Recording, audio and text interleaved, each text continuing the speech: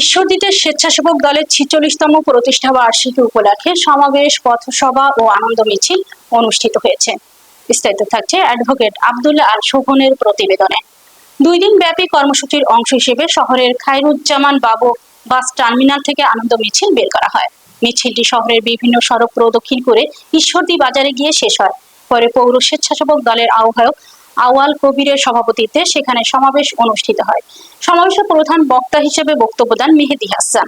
মেহেদী হাসান বলেন, রাজনৈতিক প্রতিহিংসা পরিহার করে দল ও দেশকে এগিয়ে নিতে সবাইকে ঐক্যবদ্ধভাবে কাজ করতে হবে।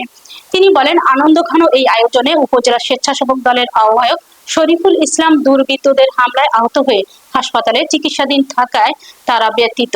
রাজনীতিতে প্রতিযোগিতা থাকতে পারে, তবে সহিংসতা কোনোভাবেই গ্রহণযোগ্য নয়। সমাবেশে আরো বক্তব্য দেন বিএনপি নেতা ইসলাম হোসেন জুয়েল, আনোয়ার হোসেন জনি, বিস্ট সরকার, মোহাম্মদ নান্নুর রহমান সহ বিএনপি ও স্বেচ্ছাসেবক দলের নেতারা। অনুষ্ঠান পরিচালনা করেন পৌর স্বেচ্ছাসেবক দলের সদস্য সচিব মাহমুদুর রহমান জুয়েল। এর আগে প্রতিষ্ঠা বার্ষিকীর প্রথম দিনে দলীয় কার্যালয়ে জাতীয় সঙ্গীত পরিবেশনের মাধ্যমে জাতীয় পতাকা উত্তোলন ও বৃক্ষরোপণ কর্মসূচি পালন করা হয়।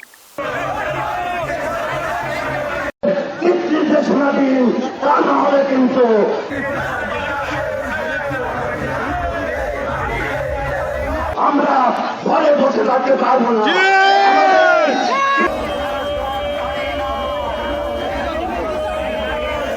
কথা বলতে চাই, আমি আহ্বান জানাবো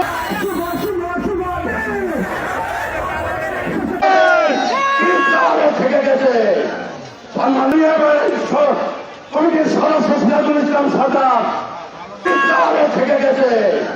সম্মানিত সাথী ভাইরা, আপনারা আমাদের সাক্ষাৎ করাবেন যে